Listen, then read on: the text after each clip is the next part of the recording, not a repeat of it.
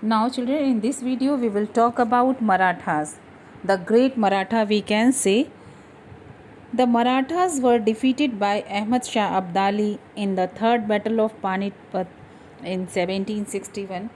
In class 7th you have studied about कि मराठा की 1761 में अहमद शाह अब्दाली द्वारा जो है उन्हें थर्ड बैटल ऑफ पानीपत में हार मिली थी. They became week after this defeat, यानी इसके बाद कोई स्ट्रॉन्ग रूलर मराठा में नहीं हो पाया. Different seats of Maratha power emerged under different dynasties, यानी different small dynasties were there. कोई भी ऐसा रूलर नहीं हो पाया जो उसे एक कर सके. They were the Gaekwad, Holkars, Bhosles. They were Bhosles, Sindhyas. They were held together in a confederacy under the Peshwa. यानी किस में आते थे? Principal minister who was based in Poona, जो कि उस समय पुणे कहलाता था. After the 1770s the power struggle among the Maratha chiefs intensified, यानी मराठा चीफ के बीच में आपस में जो है स्ट्रगल हो गया था. Taking advantage of their disunity the British interfered in their internal affairs. This led to 3 Anglo Maratha Wars between 1775 to 1818. यानी हुआ क्या?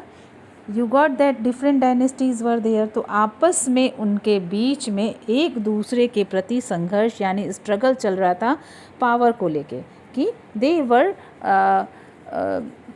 Struggling to control their, increase their own power. और इसी का यानी ये क्या एक हिसाब से उनकी डिसयूनिटी थी ना, आपस में वो लड़ झगड़ रहे थे अपनी अपनी पावर को बढ़ाने के लिए. और यहीं ब्रिटिशर्स को मौका मिला, उनकी तो गिद्ध नज़र रहती ही थी इस पर. तो taking advantage of their disunity the British interfered in internal affairs. उनके इंटरनल अफेयर्स में ब्रिटिश ने इंटरफेयर किया, दखलंदाजी की, और इस तरह से 3 एंग्लो मराठा वॉर हुए. And what happened, let us see the first Anglo Maratha war that was in 1775 to 1782 broke out on the issues of succession to the throne of the Peshwa. यानी क्या हुआ इसमें? पेशवा की जीत हुई. Now the next, the clash involve Madhav Rao second supported by the Maratha chiefs under the leadership of Nana Phadnavis. On one side the Raghunath Rao, on the other side Raghunath Rao was supported by the British. The Unite Maratha chiefs defeated the British forces. However, the British forces captured Ahmedabad and Gwalior in 1782. Peace was concluded by the Treaty of Salbai. यानी आखिर में क्या हुआ? एक peace treaty sign हुई, that was treaty of Salbai. So the British recognized the Madhav Rao second as the Peshwa. यानी ये जो फर्स्ट एंग्लो मराठा वॉर था ना, वो किस लिए था?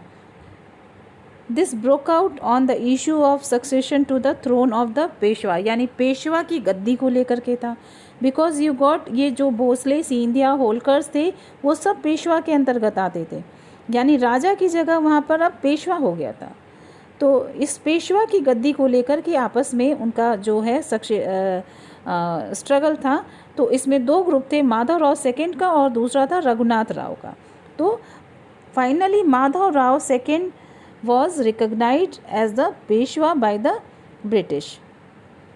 Now what happened in second Anglo-Maratha war?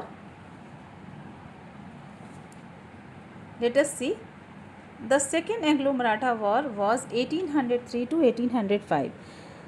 This happened because the British under Lord Wellesley tried to impose subsidiary alliance on the Sindhyas and the Bhosle. यानी इसका जो in the first war Madhav Rao second was appointed as the Peshwa.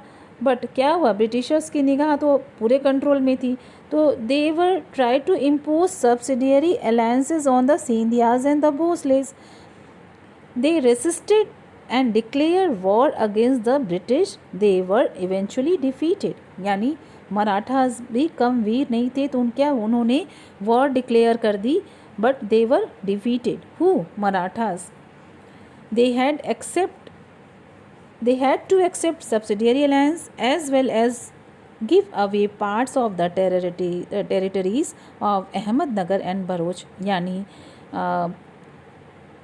Scindias और भोसले को क्या करना पड़ा, उनकी हार हुई और उन्हें सब्सिडियरी अलायंस भी एक्सेप्ट करना पड़ा, और साथ ही साथ उनको अपनी टेरिटरी का एक इम्पोर्टेंट पार्ट यानी अहमदनगर और भरूच जो है ब्रिटिशर्स को देना पड़ा.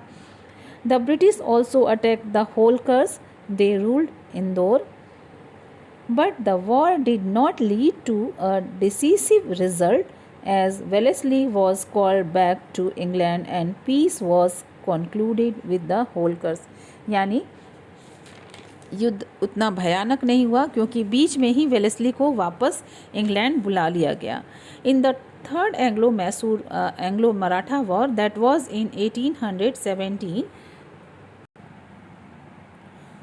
So in third Anglo-Maratha War in 1817 to 1818, Peshwa Bajirao II tried to unite the Maratha chiefs against the British.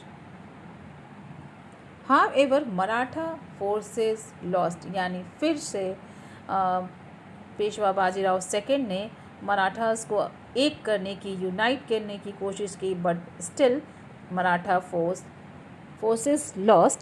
दे फिर से उनकी हार हुई. The office of the Peshwa was abolished. Bajirao second was deposed and pension off to Bithoor near Kanpur.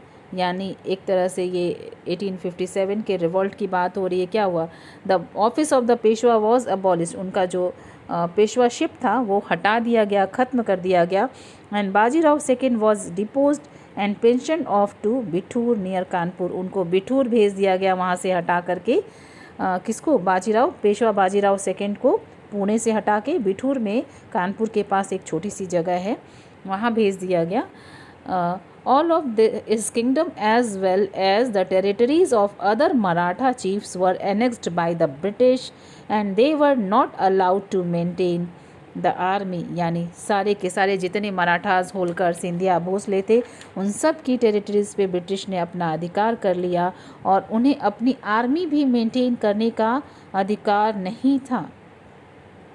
Earlier Baji Rao II was there to got pension, but उनकी pension भी बंद कर दी गई. And what was the conclusion? Let us see what is given. By the middle of the 19th century, the British became very powerful India. क्योंकि आप देख रहे हैं कि एक एक करके उन्होंने देश के सारे क्षेत्र पे अधिकार कर लिया. You can see here in the map also very few part is there जिस पे ब्रिटिशर्स का कंट्रोल नहीं था बच्चों.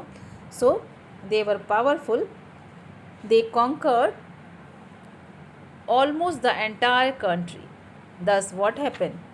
You can see here. The phase of the economic exploitation of India began. यहीं से हमारे जो आर्थिक अव्यवस्था की शुरुआत हो जाती है. हमारी यानी जो आर्थिक हालत है वो बदतर होने लगती है क्योंकि ब्रिटिशर्स यहाँ से क्या करने आए थे? धन कमाने आए थे ना. तो हर तरह से वो मिसयूज़ करते थे अपनी राइट का. Many factors contributed to their success. They successfully employed the policy of divide and rule. That was, we are facing still divide and rule policy. The Indian were not united even in the presence of foreign enemy. यानी क्या हुआ? अगर हम unite हो गए होते उस समय तो शायद ये इतना लंबा ना चलता. The British were also technologically superior to the Indians. None of the Indian rulers had a strong navy while the British were the king of the seas. यानी समुद्र के राजा कहलाते थे. They were having very strong navy and उनका जो पूरा system जो है टेक्नोलॉजिकली भी स्ट्रॉन्ग थे, सुपीरियर थे और पूरा सिस्टम स्ट्रॉन्ग था. And they were unite well also.